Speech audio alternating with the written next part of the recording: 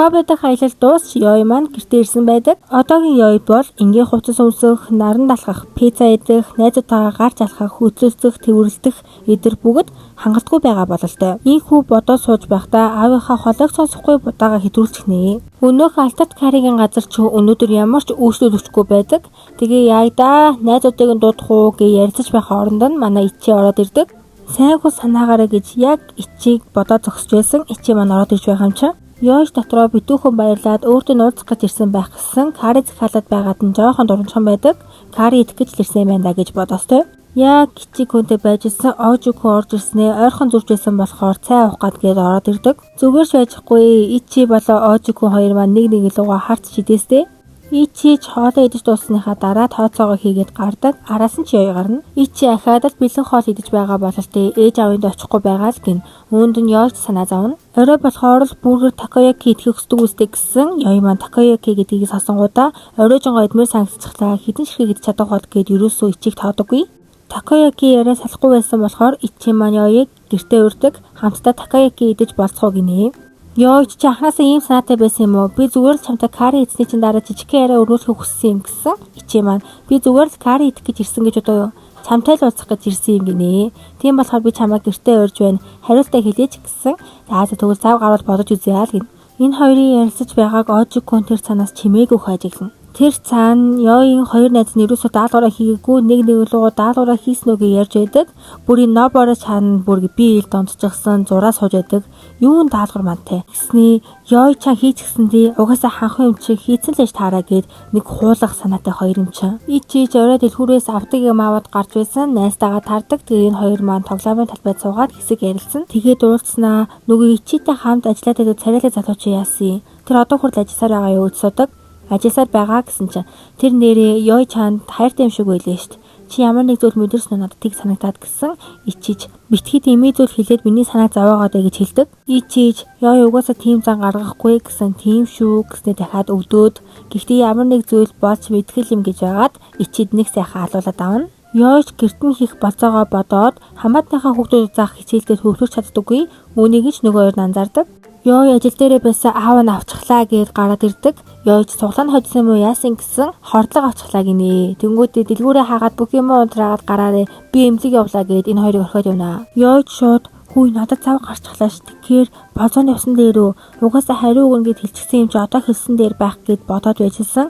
Ожико маань хоёулаа нэг тийш явчих уу дээр өгс амлалтаа биелүүлээд гэд Ёйг маань аваад явна. Одоо бэлэг авахаар явж байгаа хүүхэд нь 13 настай бөгөөд Ёйг 13 наснда юу сонирхдог байсан тухай асуухад тэр үедээ каратегаар хичээлдэг байсан болохоор усны саванд их дуртай байсан гэсэн. Ожико маань өөрөө хөл бөмбөгийн багт байсан юм байлээ. Сонирхол нэгтэй болж таарсан энэ хоёр маань хэсэг ярилцаад байж байсан спортын дэлгүүрийг хараад хэсэг орохор болно. Яалтчгүй сонирхол нэгтэй юм болохоор нэлийн хөрхөө яриа хөөртэй байж байгаад баах юм авчихнаа. Харин юуныг нь Ожико Ёйд авч өгсөн юм байлээ. За тэгээд охинууд нь бэлэг авахаар хайх гэсэн энэ Ожико ч айл хэдийн хайгаад үлсчихсэн байдаг. Утаснасаа нэг юм харах гэж байгаад баригдчихнаа. Бэлгээж авчихлаа гээд Ёй яг явах гэж байсан. Ожико ч дахиад нэг газараар хамт орж болох уу гээд Ёйг манд агуулад явна. За түр хүлээгээрээ би дээр пост оруулахдаа өөрийнхөө үеийн хүүхдүүдийг жижигхэн бизнесийг дэмжинэ гэд пост оруулсан.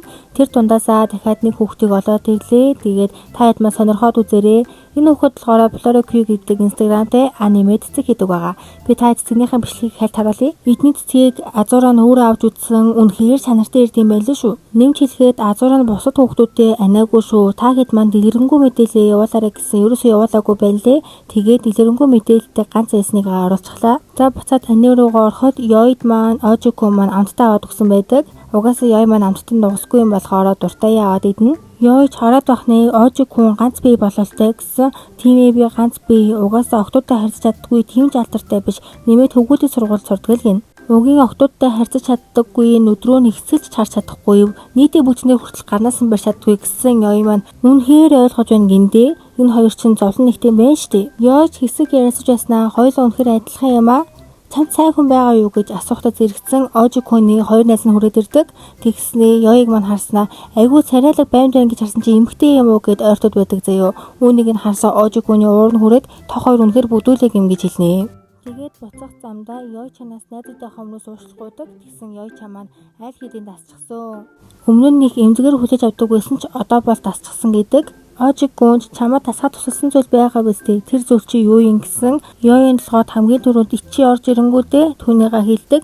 Намайг эмэгтэй хүний хуваар үзэж эмэгтэй хүн шиг харьцсан хүн байгаа л гин. Саяжингаа анзаарсан бол ёй маань хатар дээр гэрийг алдчихсан байсан. Өөрийгөө олж чадахгүй байсан болохоор Ожиггүй маань авч өгдөг. Тэгээд өмнө ч бас ийм босон санагдах юм гэсэн чинь дээр хоод идэж байхдаа бас ийм болоод Ожиггүй маань авч өгсөн юм элэ. Тийм болохоор ёй маань уушлахгүйдэг.